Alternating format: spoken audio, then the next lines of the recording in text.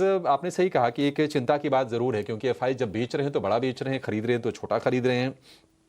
कल की जो एफआईज की सेलिंग रही है, फिर से 3,500 करोड़ रुपए के आसपास की सेलिंग आ गई।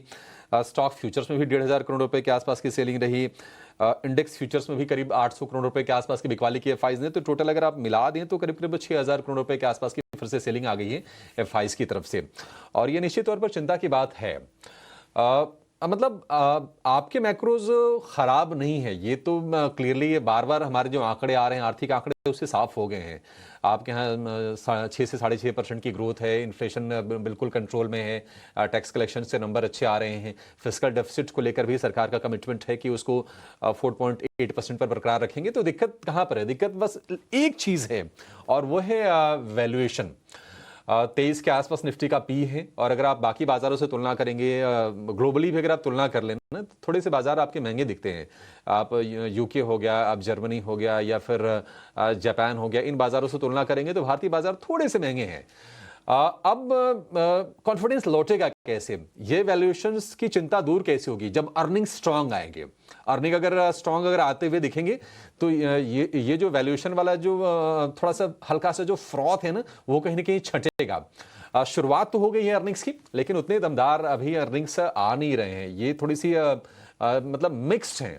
बैंकिंग में हमने देखा कि आईसीआईसीआई बैंक के नंबर अच्छे आए, एचडीएफसी बैंक के हालांकि नंबर थोड़े मिक्स थे, बहुत स्ट्रांग नहीं थे, लेकिन रिलायंस के नंबर कमजोर आ गए। रिलायंस ने कल भी बाजार को परेशान करने का काम किया। कल हमने देखा कि आईटी और रिलायंस, इन्होंने ही बाजार पर थोड़ा प्रेशर बनाने का काम किया है। तो यहां से अर्निंग को लेकर जब पिक्चर क्लियर होती जाएगी ना, तो हम देखेंगे कि जो एफआईज का जो मूड है वो भारत पर फिर वापस, भारत में वापसी वो करेंगे। हालांकि जो लॉन्ग होल्डिंग है वो थोड़े से ना आपके कॉन्फिडेंस को हिलाने वाली है, क्योंकि हम कह रहे थे कि नहीं 15% से नीचे क्या ही जाएगी एफआईज की लॉन्ग होल्डिंग, लेकिन एफआईज की जो इंडेक्स फ्यूचर्स में लॉन्ग है वो घट के आगे है 14.4%। 5-6 महीने के सबसे निचले स्तर पर है। यहां से उम्मीद आप करके चल सकते हैं कि शॉर्ट कवरिंग आएगी, लेकिन जब आएगी तो आएगी, देखा जाएगा, वो तो बाजार में रिफ्लेक्ट होगा ही। लेकिन 85% से ज्यादा एफआई शॉर्ट हैं, और अगर हम नेट शॉर्ट कॉन्ट्रैक्ट्स की अगर हम बात करें तो वो है करीब 1.5 लाख।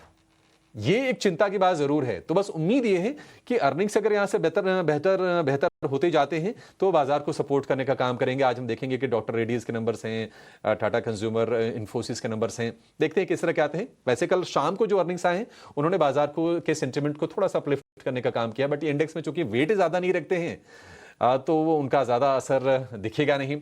लेकिन अब पेटीएम, डिक्सन टेक, ये नंबर स्ट्रांग आए हैं, और ये निफ्टी के तिमाही नतीजों की अब तक की जो पिक्चर है आप देखिए, 4 कमजोर हैं।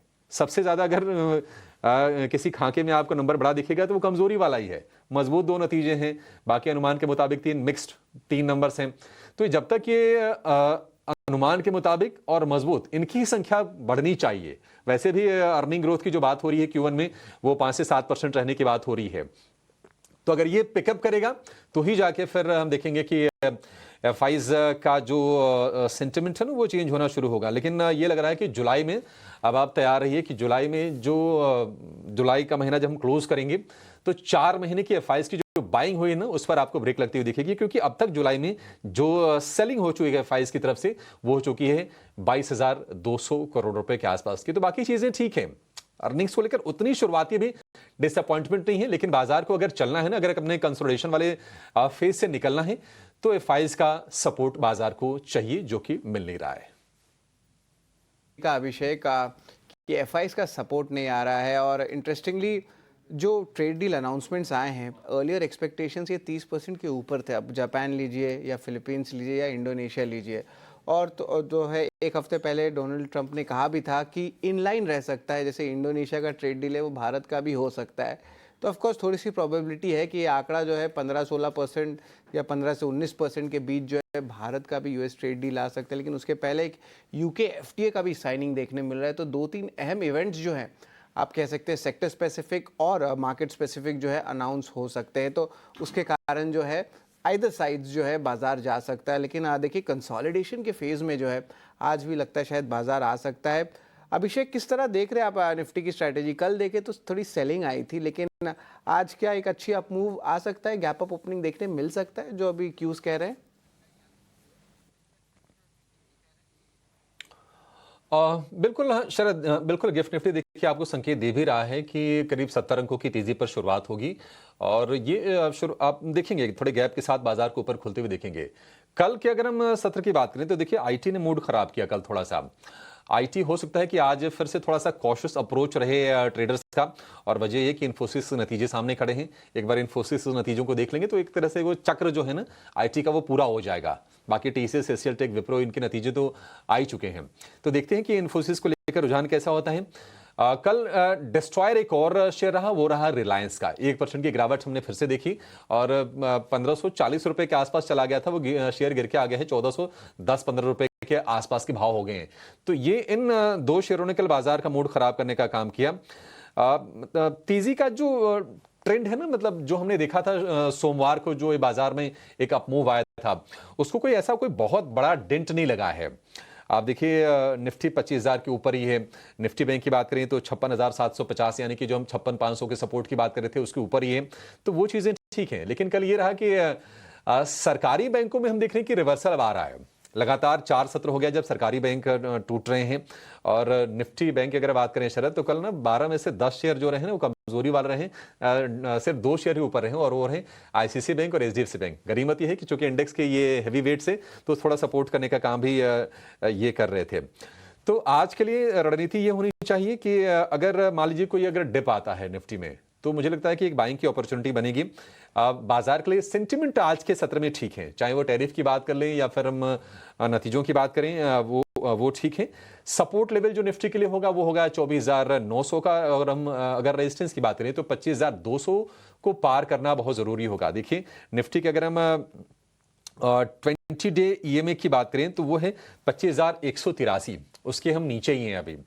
तो 25,200 जब पार करेगा निफ्टी उसके बाद आप उम्मीद करके चलिए कि फिर आगे की चाल हम देखेंगे। अदरवाइज तो कंसोलिडेशन में बाजार रह सकता है। आज पॉजिटिव बायस रहेगा, करीब 70 अंकों की तेजी गिफ्ट निफ्टी दिखा रहा है। हाँ, रणनीति ये होनी चाहिए कि अर्निंग सीजन में जब तक क्लियर ट्रेंड नहीं आता है कि ओवरऑल नतीजे किस तरह के आ रहे हैं या फिर जब तक आधे नतीजे बीत नहीं जाते हैं तब तक बिल्कुल स्टॉक स्पेसिफिक अप्रोच रखिए। जहां पर नतीजे अच्छे आ रहे हैं उन शेयरों पर फोकस करके चलिए। ईटीनो स्वदेश पर लगातार हम आपको प्रीव्यूज भी बताते हैं कि नतीजों को लेकर अनुमान क्या है, उम्मीदें कैसी हैं, उनको आप बहुत ही गौर से ध्यान से सुनिए। हमारे एक्सपर्ट्स की जो कमेंट्री होती है उन पर फोकस करके चलिए और बिल्कुल रिजल्ट स्पेसिफिक, स्टॉक स्पेसिफिक बाजार में अप्रोच बना के चलेंगे तो ही अपने आप को सुरक्षित रख पाएंगे। क्योंकि क्या है ना कि कुछ चीजें ठीक है बाजार में तो कुछ चीजें नेगेटिव हैं।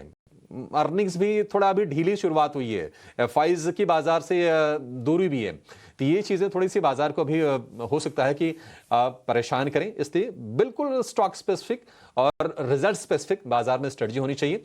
आज के सत्र में अगर मान लीजिए मौका अगर मिलता है अगर 24,950 से 25,000 के रेंज में तो एक अटेम्प्ट आप निफ्टी में बाइंग के लिए कर सकते हैं। ये होगी निफ्टी के लिए स्ट्रेटजी शरद। जी बिल्कुल, निफ्टी की जो है of course buy and dips की रणनीति ज़रूर है, लेकिन अर्निंग स्पेसिफिक, स्टॉक स्पेसिफिक ज़्यादा नज़र रखेंगे और यहाँ पे ज़्यादा मूवमेंट उसी बेसिस पे देखने मिल रहा है। बेंचमार्क इंडेक्सेस जो है कंसोलिडेशन या एक रेंज बाउंड में रह सकते हैं, तो इस पे भी हमारी नज़र रहने वाली है। लेकिन चलिए अब हम हमारे गेस्ट से जुड़ते हैं और तपन दोषी हमारे स्टूडियोज़ में आए हैं, मुंबई में पहली बार आ रहे हैं। वेलकम तपन।